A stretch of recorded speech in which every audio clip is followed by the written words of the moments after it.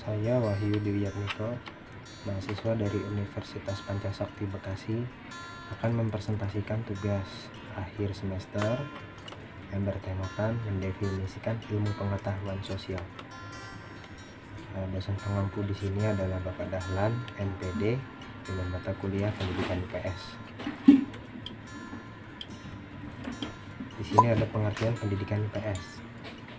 Menurut Muhammad Nurman Sumantri, tahun 2021, beliau mendeskripsikan bahwa pendidikan IPS adalah suatu penyederhanaan dari ilmu sosial, ideologi negara, dan disiplin ilmu lainnya, serta masalah sosial terkait yang diorganisasikan dan disajikan secara ilmiah dan psikologis untuk tujuan pendidikan. Adapun ahli lain yang berpendapat, yakni Ahmad Sanusi, memberikan batasan tentang ilmu sosial adalah sebagai berikut. Ilmu sosial terdiri dari disiplin-disiplin ilmu pengetahuan sosial yang bertaraf akademis dan biasanya dipelajari pada tingkat perguruan tinggi. Dikemukakan lagi oleh ahli lainnya yang bernama Gross, dikutip dari Kosasi Jahiri tahun 1981.21. Ilmu pengetahuan sosial, maksud saya, ilmu sosial merupakan disiplin intelektual yang mempelajari manusia sebagai makhluk sosial secara ilmiah, memusatkan pada manusia sebagai anggota masyarakat dan pada kelompok atau masyarakat yang ia bentuk. Dengan demikian, IPS bukanlah ilmu-ilmu sosial itu sendiri yang diartikannya sebagai sebuah bidang ilmu pengetahuan mengenai manusia dalam konteks sosialnya atau sebagai masyarakat.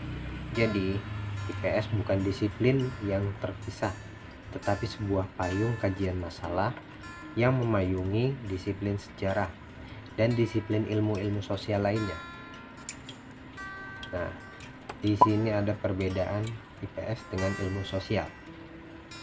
Perbedaan IPS dan ilmu sosial antara IPS dengan ilmu sosial mempunyai hubungan yang sangat erat. Keduanya sama-sama mempelajari dan mengkaji hubungan timbal balik antar manusia.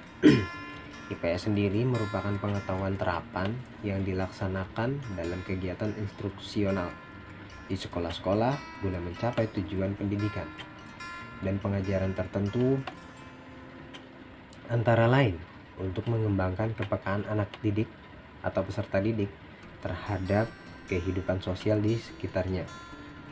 Hubungan IPS dengan ilmu-ilmu sosial adalah bahwa IPS itu bersumber pada ilmu-ilmu sosial, atau dapat dikatakan IPS itu mengambil bahannya dari ilmu-ilmu sosial, baik berupa konsep, pengetahuan, maupun teori.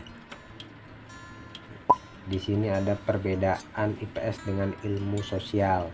Nah, secara singkat di sini dikemukakan letak perbedaan antara ilmu sosial dan IPS adalah berikut ini. Pertama, dilihat dari tingkatannya atau level.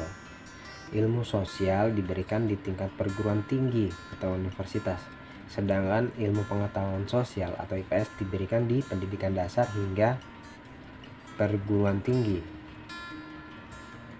Nah, poin berikutnya, poin kedua, dilihat dari batasan atau skup, ruang lingkup, dan ukurannya.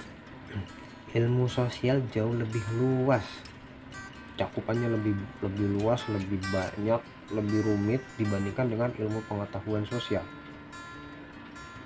Nah, berikutnya ada yang ketiga, dilihat dari tingkat kesulitannya, level of difficult. Nah, ilmu sosial menyelidiki aneka ragam human relationship yang serba kompleks dan seringkali berhubungan dengan hal-hal yang abstrak dan data-data. Sedangkan IPS sendiri menyelidiki konsep-konsep dan generalisasi yang serba sulit. Sedangkan konsep dan generalisasi perlu disederhanakan agar lebih mudah dipahami oleh peserta didik atau siswa. Nah, berikutnya ada lanjutannya. Dilihat dari tujuannya, ilmu sosial menetapkan kebenaran ilmiah sebagai fokus tujuannya, sedang IPS mengarahkan pada penanaman behavior attitude, skill, knowledge, kebiasaan, tingkah laku, kemampuan, dan pengetahuan. Poin kelima, dilihat dari pendekatannya, approach.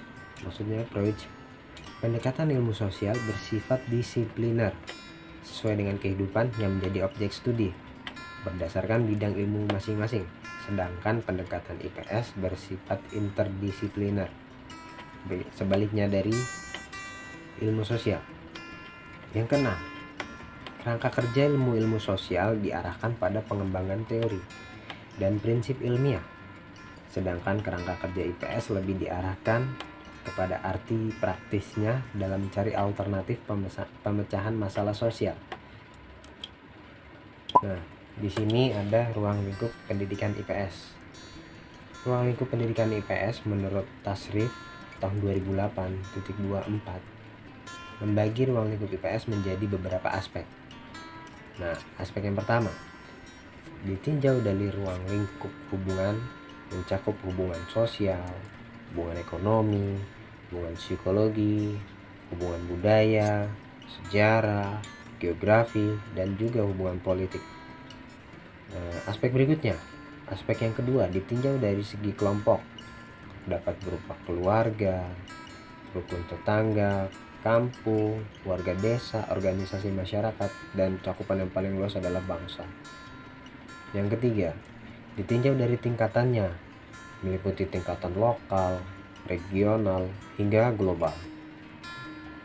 Yang keempat, ditinjau dari ruang lingkup interaksinya, dapat berupa kebudayaan, politik, ekonomi.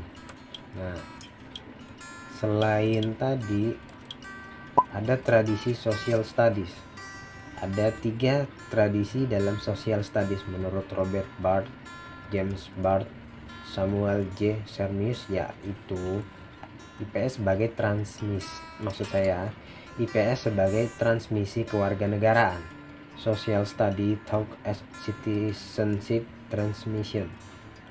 Yang kedua, IPS sebagai ilmu-ilmu sosial, social studies taught as social science. Yang ketiga, IPS sebagai penelitian mendalam, social studies taught as reflective inquiry. Slide berikutnya ada strategi pembelajaran IPS. Terdapat 4 kategori strategi pembelajaran IPS. Nah, strategi di sini guna menunjang kreativitas dari pendidik atau guru ya. Di antaranya pertama, strategi sinektik. Strategi ini berasal dari ahli yang bernama W.J.J. Gordon, yang merupakan strategi berpikir kreatif menggunakan analogi dan metafora untuk membantu pemikir menganalisis suatu masalah, mengembangkannya dari berbagai sudut pandang. Nah, misal analogi fantasi, analogi secara langsung, analogi secara pribadi, dan paling banyak digunakan dalam pembelajaran di sini adalah analogi fantasi. Nah, yang kedua, strategi sosiodrama. Sosiodrama di sini merupakan usaha pembelajaran untuk memainkan sebuah drama, memainkan sebuah insiden historis ataupun peristiwa-peristiwa sejarah. Nah, sosiodrama di sini juga menggambarkan secara artistik seluruh proses kehidupan manusia, merefleksikan hidup dengan pertentangan tokoh, gerakan sosial, moral yang timbul. Komponen kegiatan pada strategi di sosiodrama ini, pertama biasanya menentukan tujuan, kedua menentukan topik, ketiga menentukan atau memilih perannya seperti apa, keempat pemeranan adegan, dan yang terakhir adalah diskusi hingga evaluasi pemeranannya. Nah, lanjut ke poin ketiganya, strategi studi ekskursi perjalanan. Nah, biasa disingkat atau biasa yang familiar disebut di halayak umum adalah studi wisata. Suatu prosedur pembelajaran yang memberikan pengamatan langsung tentang fenomena dan kumpulan data di tempat sebenarnya. Jadi, studi wisata merupakan strategi pembelajaran dengan datang dan mengamati objek pembelajaran secara langsung. Nah, yang terakhir adalah strategi inquiry sosial. Strategi ini pada hakikatnya adalah strategi pengembangan kemampuan siswa untuk melakukan penyelidikan dan merefleksikan sifat kehidupan sosial, terutama sebagai latihan hidup langsung di masyarakat. Biasanya di sini siswanya terjun langsung ke dunia masyarakat, langsung praktek.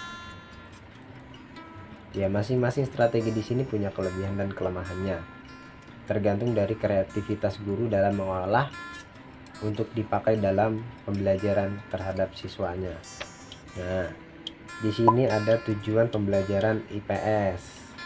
Nah, menurut Awan Mutakin tahun 98, beliau merumuskan tujuan IPS. Pertama, memiliki kesadaran dan kepedulian terhadap masyarakat atau lingkungannya melalui pemahaman terhadap nilai-nilai sejarah dan kebudayaan masyarakat.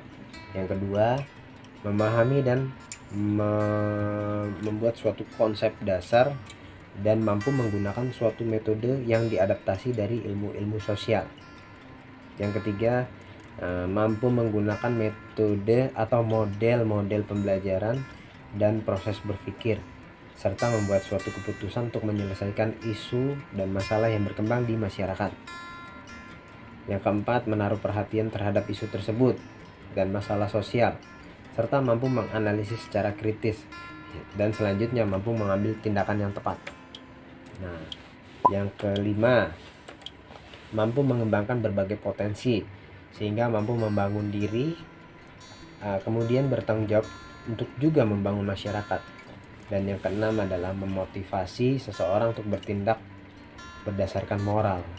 Yang ketujuh, ada fasilitator di dalam suatu lingkungan yang terbuka dan tidak bersifat menghakimi. Yang kedelapan, mempersiapkan siswa menjadi warga negara yang baik dan kehidupannya, to prepare student to be well function citizen in a democracy society, dan mengembangkan kemampuan siswa menggunakan penalarannya dalam mengambil suatu keputusan pada setiap persoalan yang dihadapinya. Dan yang terakhir ada yang kesembilan, menekankan perasaan, emosi, dan derajat penerimaan atau penolakan siswa terhadap materi pembelajaran IPS yang diberikan. Nah, saya kira itu presentasi kali ini. Akhir kata, saya tutup dengan membaca hamdalah. Alhamdulillahirabbil Waalaikum wabillahi taufik wal hidayah. Wassalamualaikum warahmatullahi wabarakatuh. Kiranya banyak manfaat yang bisa diambil dari presentasi kali ini.